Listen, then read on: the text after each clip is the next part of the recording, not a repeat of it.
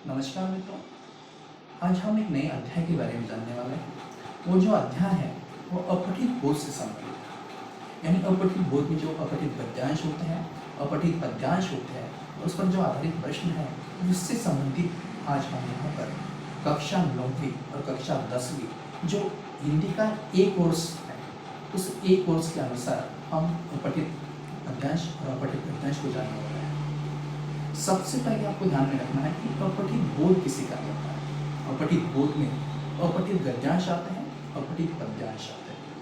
मतलब अपठित गद्यांश उसे कहा जाता है कि गद्य का ऐसा अंश जो हमने अभी पाठ्यक्रम में पढ़ा न हो, और अपठित पद्यांश मतलब पद्य का ऐसा अंश, पद्य का ऐसा टुकड़ा जो हमने पाठ्यक्रम में पढ़ा न हो।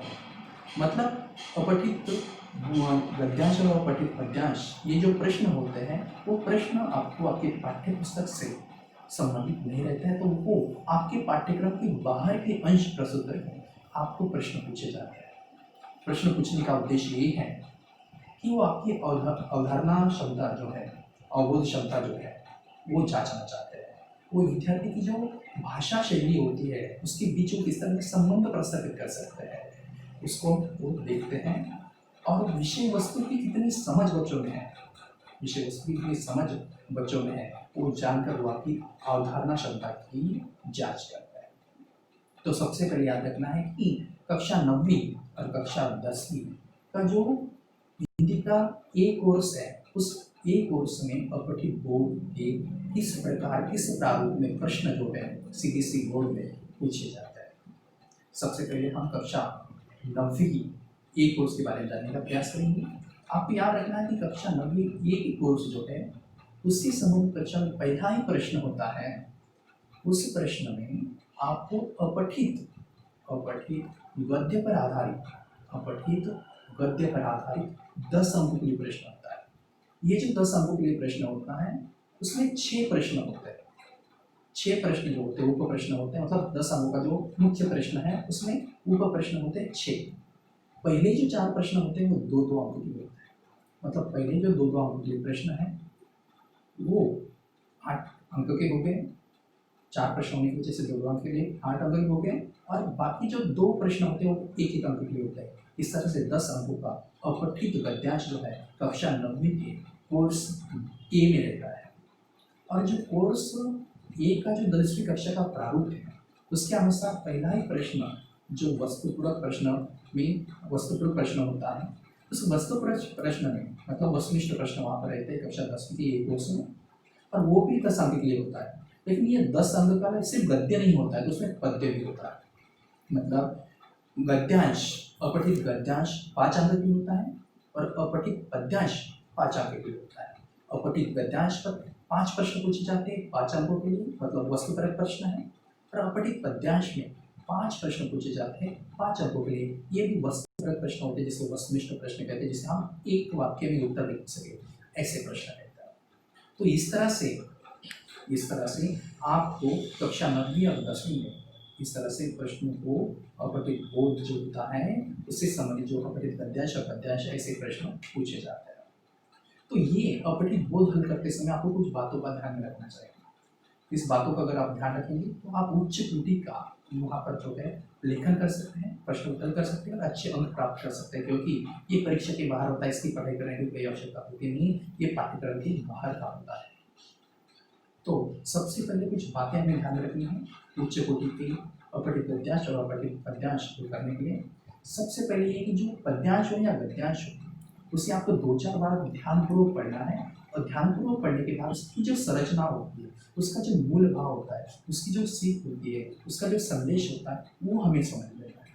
2-3 बार पढ़ने के बाद उसे समझने के बाद आपको प्रश्न हल करने का प्रयास करना चाहिए। जब आप ये गद्यांश को या पद्यांश को उसे पढ़ते रहेंगे तो पढ़ते समय आपको याद रखना है कि वहाँ पर जो मुहावरे आए हैं, वहाँ पर जो कठिन शब्दार्थ आए हैं, उसे हमें हल करते, उसे हमें रेखांकन करते चलना है, उसे हमें अधोरेखित करते हुए चलना है।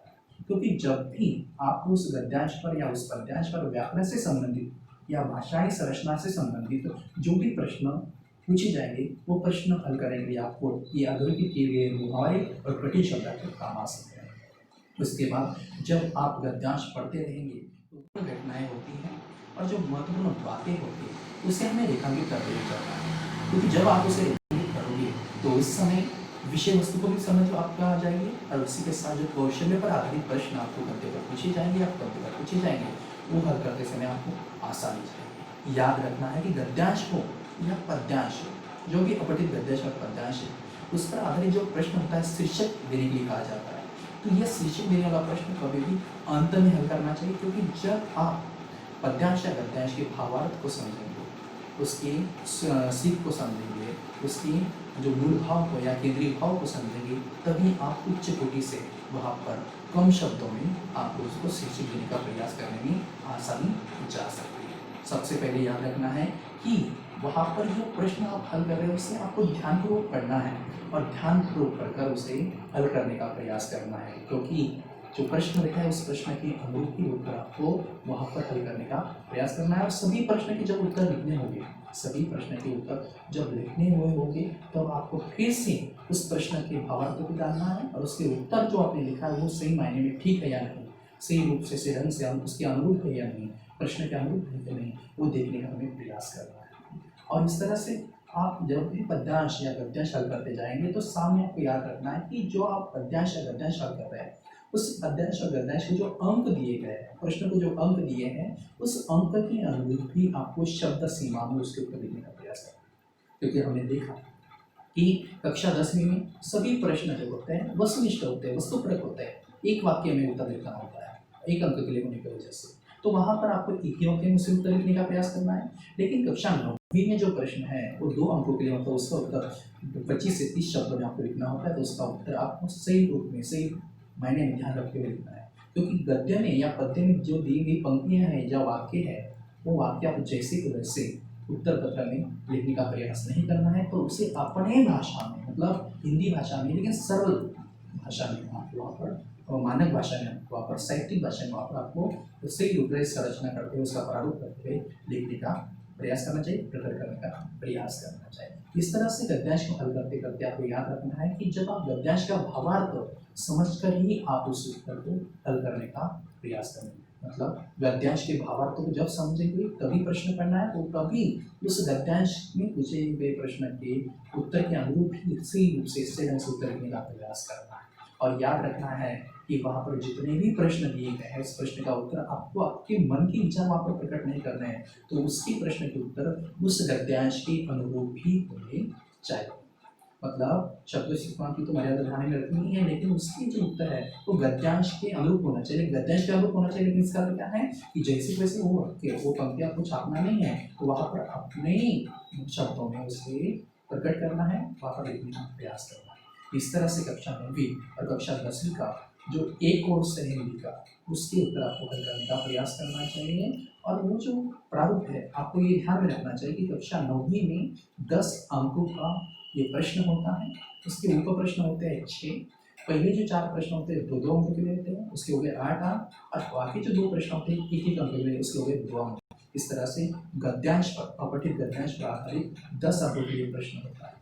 लेकिन कक्षा 10वीं का जो एक कोर्स है उसमें जो अपठित गद्यांश होता है या अपठित पद्यांश होता है तो 2 पूछे जाते हैं।